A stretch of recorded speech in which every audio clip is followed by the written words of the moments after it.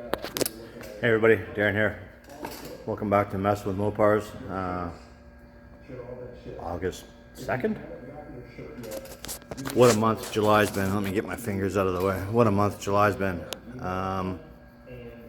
Yeah, so I got a bunch of videos in the queue. I'm going to probably have this one in front.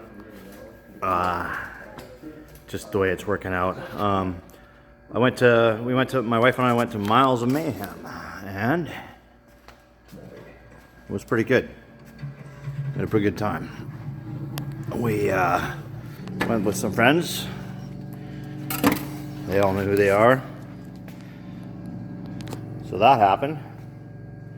Naturally aspirated, second place. That's the class I was running in. Yeah. Car ran dang good. I had to replace the fuel pump on the last day, actually. There it is right there. Anyhow, no big deal. Where's Too Tall? Here's Too Tall. That way I don't gotta hold you up all the time.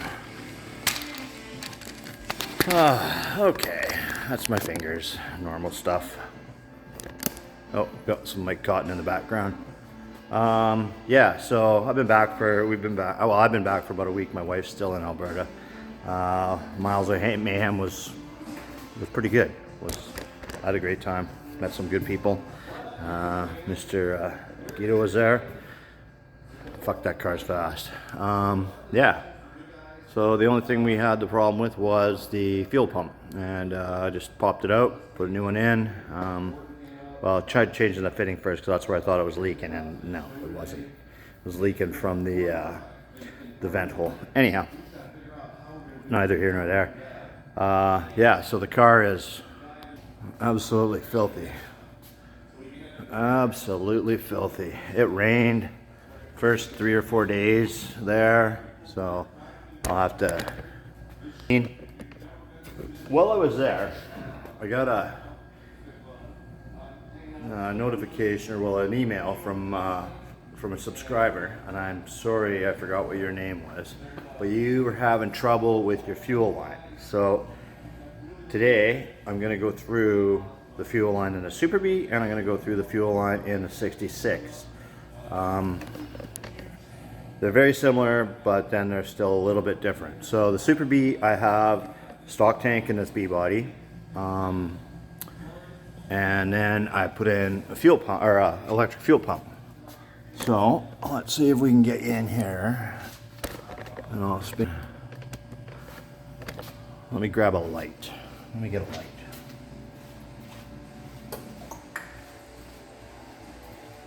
It's going to be a little harder.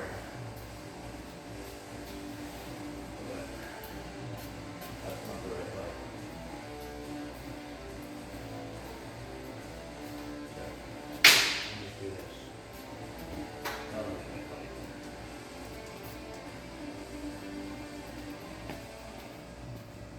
Oh, my head. Okay, so you can see up in there, fuel line comes out, and then I mounted the pre-filter over there on the just above where the pinion snubber hits. And then what the, I guess I bumped the button. And then over here you can see the fuel line comes along there, and then over to the fuel pump here, right? And then there's the post filter right there, and I just ran it along through there, and then I drilled another hole through the frame rail, basically right beside the stock hole, right? And then I just ran along. It's basically in the stock location, going along the frame rail. Sure, now this thing won't shut off. Right? So, and it's all soft line. It's flash it red. Anyhow. So I don't have any hard line on this car. It's all braided line all the way along. And then let's go over to the 66 here. Let me just get this race trailer out of the way.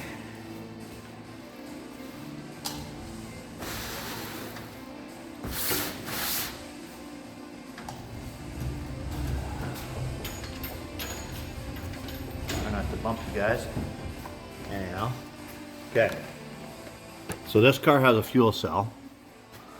So everything here, so the fuel cell's in under here. This is the trunk.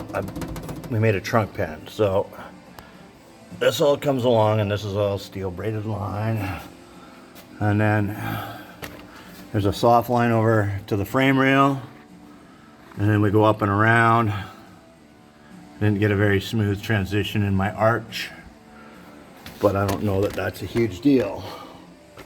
And then I moved it all, we pulled it all the way along. And then here again, I did the same thing. I just drilled a couple of holes in the torsion bar mount. Came through and then switched to flexible lines and then just ran them up the stock side, right? Like that's where that's how they run on in the stock position. Like, what's his name there? So,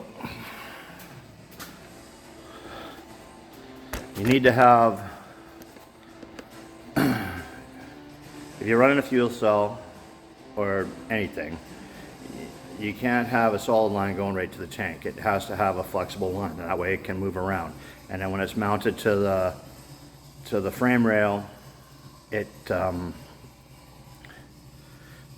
be hard all the way up to the front, but then when you transition from the frame to the engine side, it needs to be a flexible line, whether it's a rubber hose, a black braided line, or a steel braided line. It doesn't matter, but you still need to have that flexibility. So, because the cars are going to move, right? That's what's going to happen.